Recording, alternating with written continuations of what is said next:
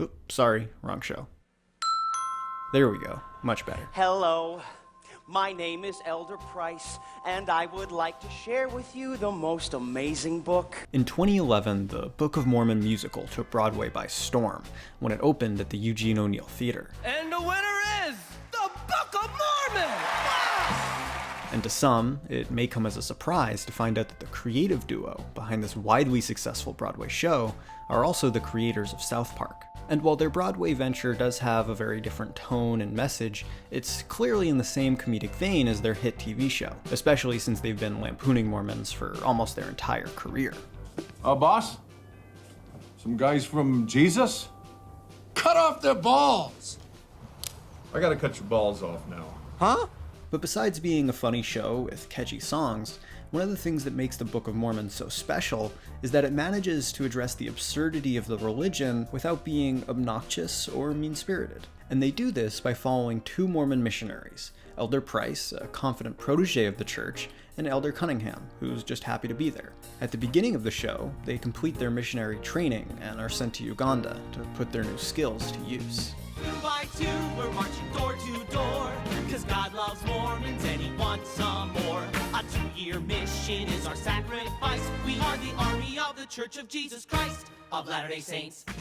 But once they arrive, their faith is quickly tested when they realize the hardships that many people face aren't about getting into heaven, but basic survival. This causes Elder Price, the most Mormon of Mormons, to start questioning his faith. But the criticisms of the church go much deeper than a character questioning his faith. Stone and Parker incorporate several thematic elements throughout the show to make a broader point about the dangers of religious fundamentalism. One such danger that they're not afraid to tackle is the widespread suppression of homosexuality within the Mormon Church. It's a very unfortunate part of the religion, as well as other religious institutions. And even though there may be a scriptural basis for this belief, many religious people, not all, but many, choose not to subscribe to that way of thinking, and are happy to welcome gay congregants, but you rarely find that level of acceptance in the Mormon Church. In fact, it's quite the opposite. Mormon leaders claim to talk to God. So when the church makes statements in the 80s and 90s and 2000s that to be gay is evil, that to be in a same-sex marriage or committed relationship is evil, they're not just saying that as their own opinion. They're basically saying that God speaks to the leader of our church and takes that position. So in order to come to terms with the church's stance on homosexuality, many Mormons choose to live their lives as if they were straight and bottle up their real feelings. I don't know how to tell you this, but I'm attracted to men. Even though this strategy may work for some people, statistics show that denying who you are can be incredibly harmful, especially for young Mormons, who are often told that their thoughts are sinful. Dan Reynolds, the lead singer of Imagine Dragons, grew up Mormon and has been incredibly outspoken about how harmful the Mormon Church's stance can be on homosexuality. They are told something that is beautiful, something that should be celebrated, their sexuality, which is unchangeable, is sinful, and that they should feel bad about it. And then we expect them to have healthy lives, and they don't. They have high suicide rates, they have high depression, anxiety, so religious guilt is so prevalent in their lives. As you can see, this is a very real issue, and it's one that the Broadway show isn't afraid to tackle. The song Turn It Off directly addresses how destructive this internalized guilt and hatred can be. It opens with other Mormon missionaries talking about how it's so much easier to be happy if you just turn off your emotions. And for Elder McKinley, one of the leading missionaries, that means denying his sexuality. Boy, should be the girls is Heavenly Father's plan. So if you ever feel you'd rather be with a man, turn it off. Well, McKinley, it's okay that you're having gay thoughts, so long as you never act upon them. No. The other main criticism in the show is that the entire Book of Mormon is essentially Christian fan fiction. Without going into too much detail, their founder, Joseph Smith, was convicted of fraud for saying he could locate treasure using what's called a seer stone, which he also claims he used to translate the Holy Mormon texts. And that's just their founder. It's pretty bonkers. Now to get back to the wildly entertaining Broadway show, they do explain some of this history, but it's done through a comedic lens. Elder Price explains Mormonism to the Ugandan villagers, but he's completely unaware of how absurd the story actually is. Gotcha, Joe. People really need to know that the Bible is in two parts. There's a part to read in the Bible, Joe. And I, God, have anointed you to dig up the spark tree, which is buried by a tree on a hill in your backyard. Wow, God says go to your backyard and start digging? That makes perfect sense! This point is later emphasized when Elder Cunningham starts making up fake Mormon stories to try and get the villagers to abandon some of their more archaic practices. And the Ugandans enjoy the stories so much that they enthusiastically embrace the made-up religion, much to the dismay of the church. Nabulungi, the leading Ugandan character, is the first to convert because she embraces these stories wholeheartedly. They give her the hope of living a better life when everything that currently surrounds her is kind of terrible. For Nabulungi, Salt Lake City is a heavenly place. The warlords there are friendly. They help you cross the street.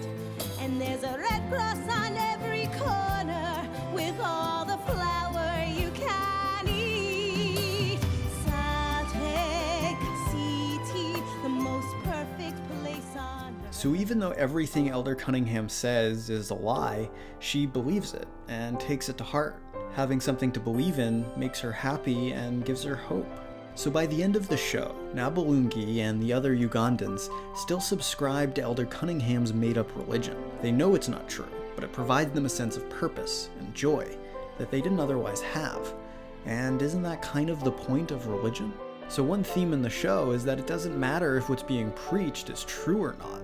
What matters is how it makes people feel, and if it's helpful and makes people feel good, then that's okay.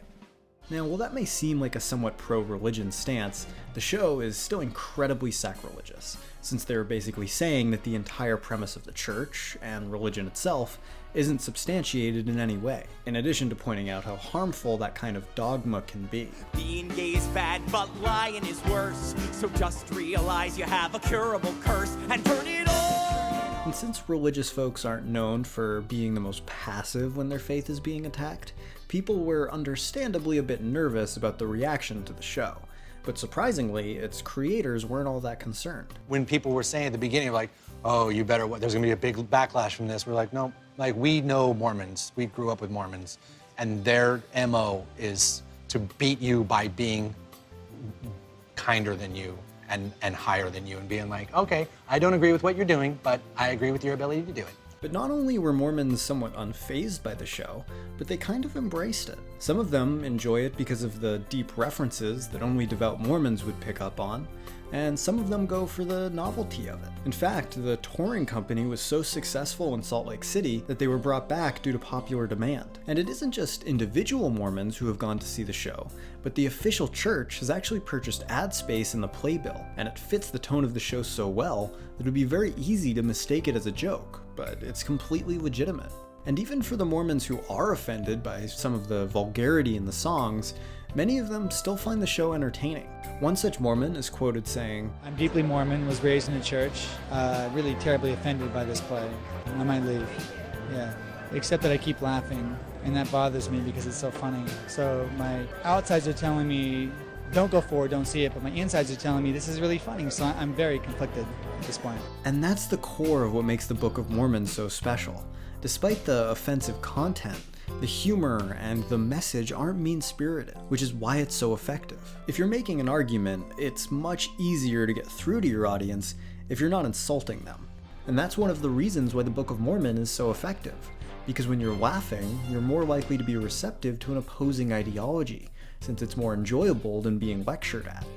Another great example of this is the filmmaker Taika Waititi, who's a master at using comedy as a springboard to deliver deeper ideas and meanings to his audience. And I think with comedy, like what's great about it, what's really powerful about it, is that it allows audiences to relax into the story.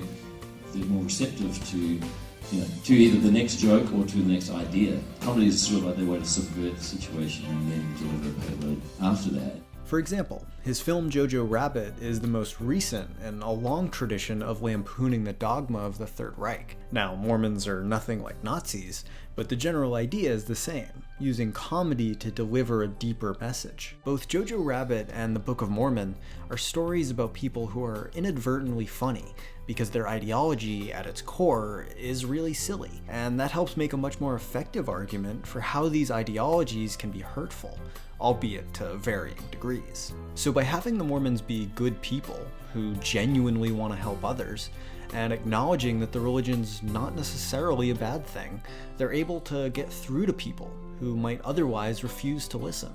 And although none of this stops the show from being incredibly vulgar, fuck you, God!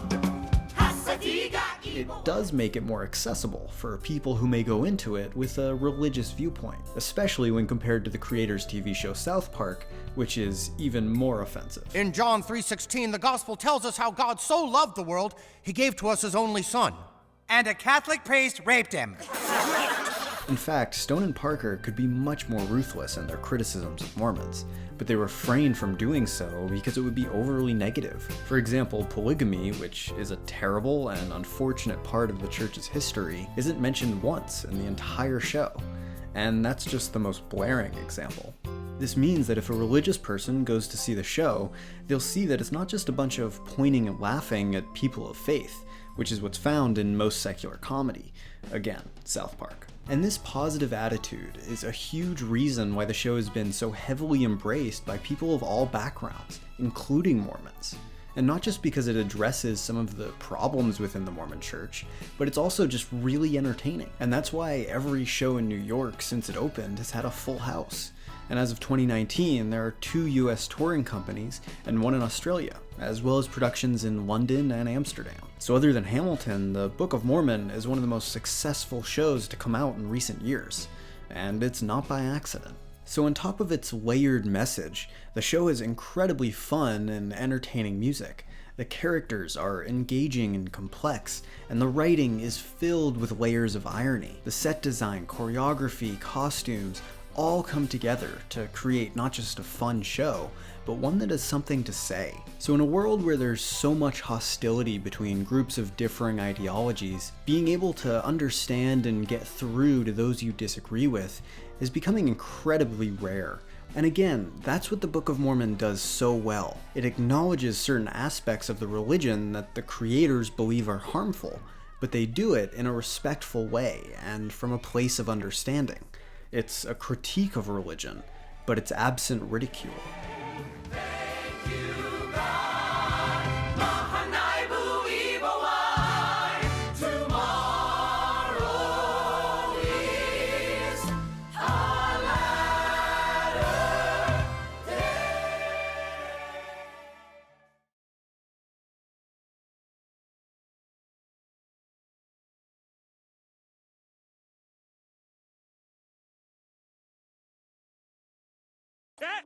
He said it! He said it!